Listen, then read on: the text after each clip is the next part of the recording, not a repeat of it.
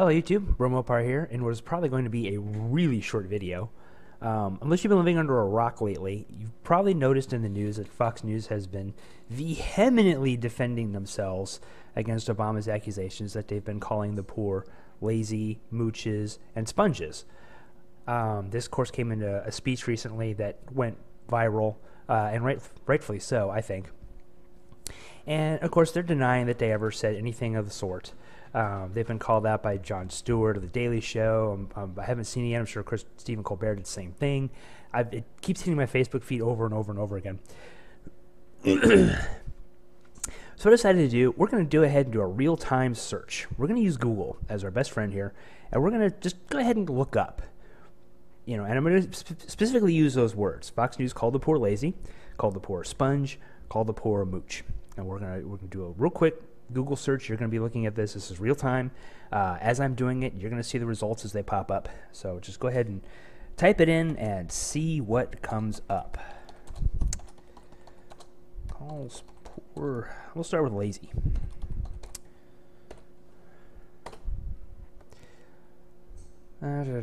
So obviously we got, here's the speech here, and it looks like this is a defense. The rich suffered more. Media Matters. Let's just go ahead and click on this one and see what happens. Second resort. Again, it's President Barack Obama again. For Fox criticism, Bill O'Reilly, poverty, President Obama, Fox News. This is the one that gets shared the most on my feed. Jon Stewart. When have they ever called the poor a Mediaite? Not my favorite news story, but we'll go ahead and take a look. Try to ignore the sexist advertising.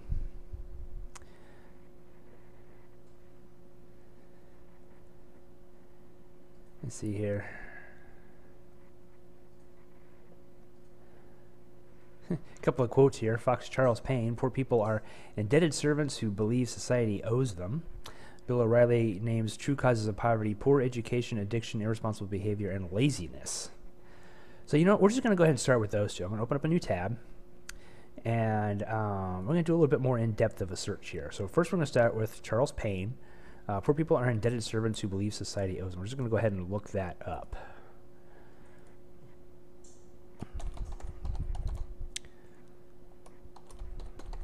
Payne. As you can see, he is indeed with Fox News. That's one of the things we want to check. Anytime you're doing background research into a story like this, some of the facts may seem obvious, but you definitely want to kind of check in with them. All right, let's go back here real quick. Indebted servants. I'll just go with that.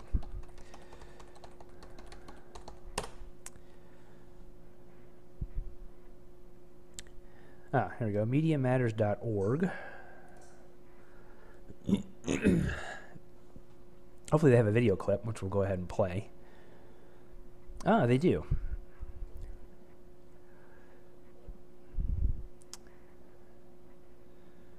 This makes the president's argument earlier in the week for raising income taxes on the rich seem like child's play, that now there's going to be some joint international tax imposed by some joint international group on taxpayers in 20 countries, and they'll decide how to divvy it up. By the way, this kind of stuff makes poor people poorer. I'm telling you. Let me hear you explain that. Well, first of all, we have the experience in this country. Well, as you can see, here's the Fox Business logo. You just saw his name up there. I was trying to pause it, but clearly you saw it, Charles Payne. So this is a video featuring him, and hopefully we'll be able to see exactly that quote, which is clearly in the headline up top. So again, the main reason I'm doing this is let's just see if this is really true. If the people on Fox News have actually been caught saying these things coming out of their mouth, or if it's just been sort of a twisting of the language. When you make poverty just comfortable enough that I don't want to escape it.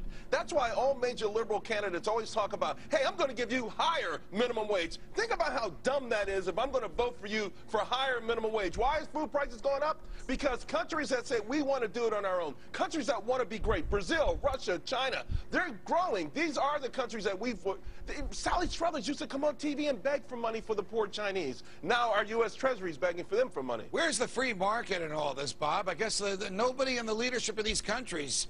Great Britain claims to be run by the conservatives. Sarkozy claims to be a fiscal conservative. Haven't seen the quote yet, but definitely not positive things being said about the poor rather so than far. Government central planning. Stated differently, have you ever heard of government central planning that involves 20 separate governments?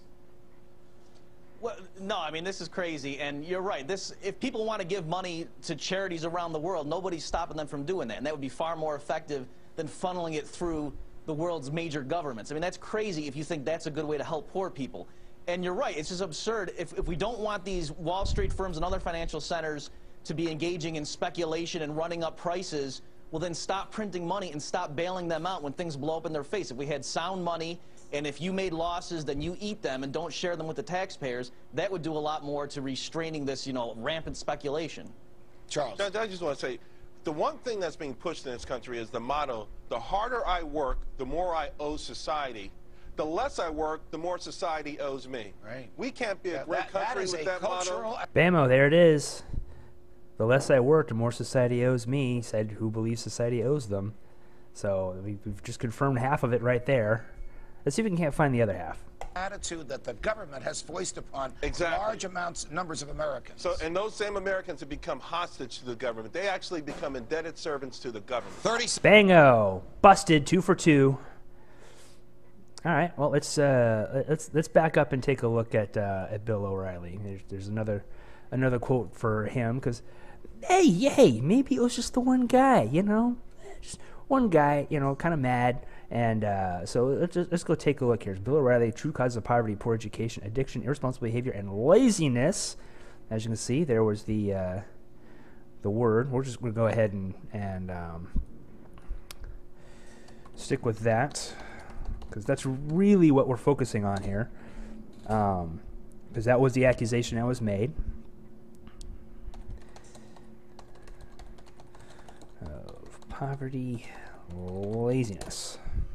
Oops. Now, it'd help if I could actually fucking spell. Excuse me. It's going to change the results slightly, I'm sure. Let's try something else here. Let's see here. Insider.foxnews.com. My personal behavior, huh? So here we're on a Fox News Insider website, official blog of Fox News Channel. So here's the video, I'm thinking. We'll just go ahead and watch this, and we'll wait for that.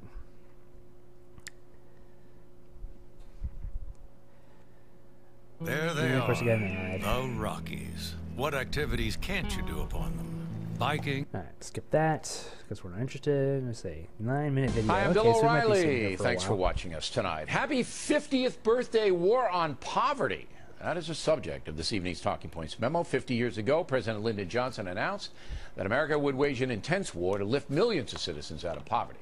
Johnson's vision centered on giving folks a fair chance to develop their talents in order to make a good living. It was a noble idea. But extensive analysis by the Heritage Foundation says the war on poverty has actually harmed the nation. I like how we call it the Heritage 21 Foundation. Trillion taxpayer the Heritage dollars Foundation, over the of course, that's past spelled 50 poverty, years, P-V-E-R-T-Y. the state of poverty in America so has not really talk. improved very much. If the country had handed the 21 trillion directly to the poor, given them the money, poverty would have dropped drastically. All the social engineering has failed. Writing in the Wall Street Journal yesterday, Robert Rector lays it out. In 2012, the Fed spent close to $1 trillion that year alone on 80 welfare programs that give cash assistance to about 100 million Americans. Those stats do not include Medicare and Social Security. Okay, of not going course, to bother welfare with those facts beneficiaries because they're really comprise not a the solid focus core of why I'm of the doing Democratic this. Party. So we're just going to And go ahead so and we let see that the go for Dems time ramping being. up for this year's election. Really, by we're just promising focusing on even the more benefits accusation in their that Fox quest News has for called the poor income lazy. equality. But true poverty is being driven by personal behavior. not an unfair economic system. In 1963, just 6% of American babies were born out of wedlock. Now, 41% are, and that includes 72% of African American babies. Once again, according to Heritage, single-parent homes are 4 times more likely to be living in poverty. And children raised by single parents are 3 times more likely to end up in prison. 50% more likely to be poor as adults. So maybe we should have a war against chaotic, irresponsible parents. But America will never launch that kind of war because it's too judgmental and deeply affects the minority precincts. Therefore, cowardly politicians and race hustlers continue to bear false witness that our economic system is at fault rather than bad personal decision making. Talking Points has exposed that ruse before and will again. No matter how much money the government takes from the haves and gives to the have-nots, poverty will not change until personal behavior does. Addictive behavior, laziness, apathy. Bingo, right there. 3 for 3. Holy crap, 2 different people. You talked a lot about personal behavior and then laziness. Bang. You know, poverty will not change until that goes away. You know, that's what Obama accused him of, and so far, Fox News is even though they've said they have never called the poor lazy, that took, what, not even 10 minutes, I think, to prove Charles Payne, Bill O'Reilly, both of them, called the poor lazy, and we got 2 different sources. One, obviously, a Mediaite, but it was a video clip from Fox News. The second one came from Fox News website itself. So, yeah, sorry guys, you're full of shit as usual. You called the poor lazy, and I'm sure you call them the other things too. Well, I'll just go ahead and check up. We'll just go one more. Calls poor. Who were the other 2? Mooches and sponges. Let's go sponges. Hope I spelled that right. I did not. Thank you, spell check. Leeches. Fox News. You don't call the poor. You know what? Let's just go with that instead. Leeches.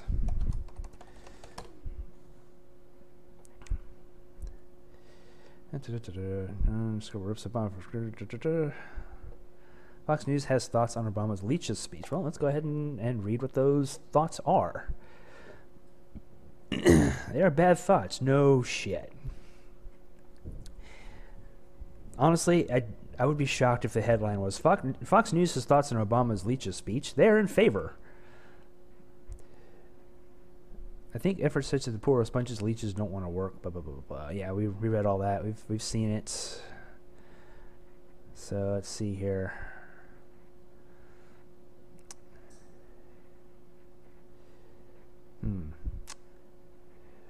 So according to this website, who is this? I didn't even bother to look. One Cat. Stuart Varney apparently is one of their was called in to defend the network from these accusations. And for just trying to distract America from blah blah blah. Okay, so we're just gonna go ahead and look him up. I mean, he's sitting right there, you know. And we're not gonna read the defense because really we're not interested in the defense. We're interested in whether or not we can prove the accusations correct that these quotes were ever made. I just go away. I don't care about you. So we'll just replace Fox News with. Oops.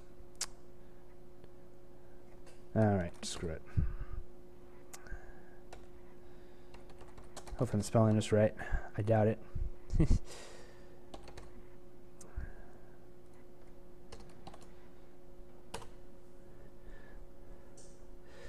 Let's see here.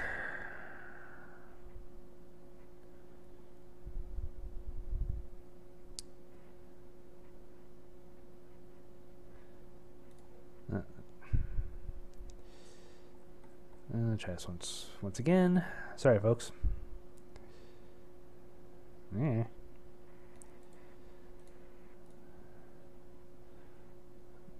So.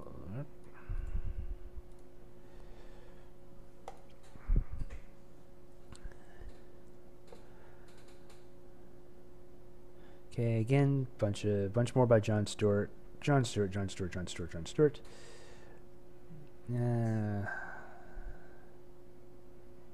Ooh, there we go. Fox's Stuart Varney outraged states still feeding poor. This might actually give us what we're looking for. Despite food stamp cuts, you can't win. Once again, we got pop-up ads. That's not a video.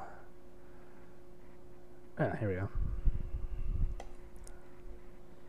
$1 billion in food stamps. But tell that to some states now trying to game the system to undo the cuts and spend even more money. Get this scam. Where is it going on, and can anything be done to stop it? Stuart Varney here with the details. First off, Stuart, how are they getting past this law? Okay. There is a law, it's on the books, it's part of the Farm Bill, part of the food stamp program. The law says if you give $1 for home heating assistance, the person who gets that $1 is entitled to food stamps. So for $1, so what states have done, they've given that extra dollar in home heating oil to various people, and that signs them up for food stamps. Look at New York. New York gave out an extra $6 million for home heating oil heating support and brought in an extra $500 million for food stamps. They've completely gone around the cuts which Congress imposed just weeks ago. So what you're saying is... It's legal. So, in other words, if I get food stamps one way, okay, I'm eligible for them, and they might have a certain threshold, I can go back and double dip by applying for home heating oil. Can't double dip. You can go, a fresh person, fresh out of the box, who's not got food stamps, go to the government and say, give me home heating oil support. You get $1 for that, or $10, or $20, whatever it is. That, therefore, makes you eligible for food stamps. The full Monty of food stamps. That's why New York spends an extra $6 million on home heating, gets $500 million extra for food stamps. This completely negates, almost entirely negates, the cuts that Congress imposed. It shows you, once you've got a program, you can never get rid of it, and it's very difficult to cut. And what's really going on here is the government is buying votes. They're churning out the food stamps in return for votes. That's what's happening. And this is a tough situation politically for Republicans, because they know it's right, they know it's affordable, they know that food stamps are a never-ending cycle. But you want to be the party that goes up to the poor and says, take that back. You are demagogued to death. You are told that you're taking food out of the mouths of children. You're making people starve. You are bad because you're cutting. You can't win. It's just so interesting. Because you spend more money going around the system than we're supposed to be cut from the system. How will we ever get a handle on our debt if you can't cut $8 billion out of food stamps over a 10-year period? How will you ever do it? Okay, well, that wasn't really very helpful. So we're just going to go on and keep looking.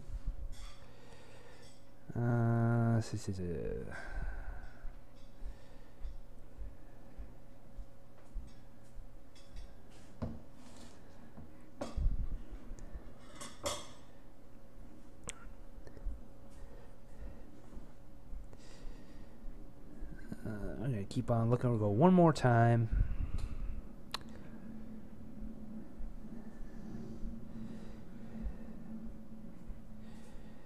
Let's see. Well, we're not really finding a whole lot about the poor here. That doesn't include Jon Stewart and Barack Obama, but that's kind of knew how that was coming. Oh, here we go. Fox News. Poor stealing from the rich. Let's see what this is. Maybe they have something in here with Stuart Varney or somebody else. Basically somebody other than the two people we've already found. But it doesn't look like it. Okay, so we're going to skip that. Bunch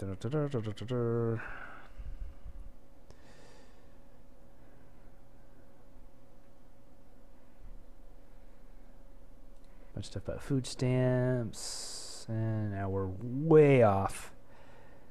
All right, so 2 out of 3. Now Stuart Varney, of course, featured very well in Jon Stewart's video, but I'm trying to find something that wasn't already there. But as you can see, in a very, very short period of time, I found quite a bit of poor bashing by Fox News. So this isn't really something... This position is completely indefensible. I mean, Obama was right. I mean, that's the bottom line. Obama was right. Fox News, you bash the poor. You hate the poor. Clearly, you hate food stamps. Clearly, you know why. Because you think it's just turning everybody into lazy mooches who are leeching off the government. So, yeah, I mean, this whole idea that the poor are just lazy mooches who don't want to work is bullshit. But there it is. You just saw it 2-3 times. Anyway, I'm Bro Mopar, and that's my view on things.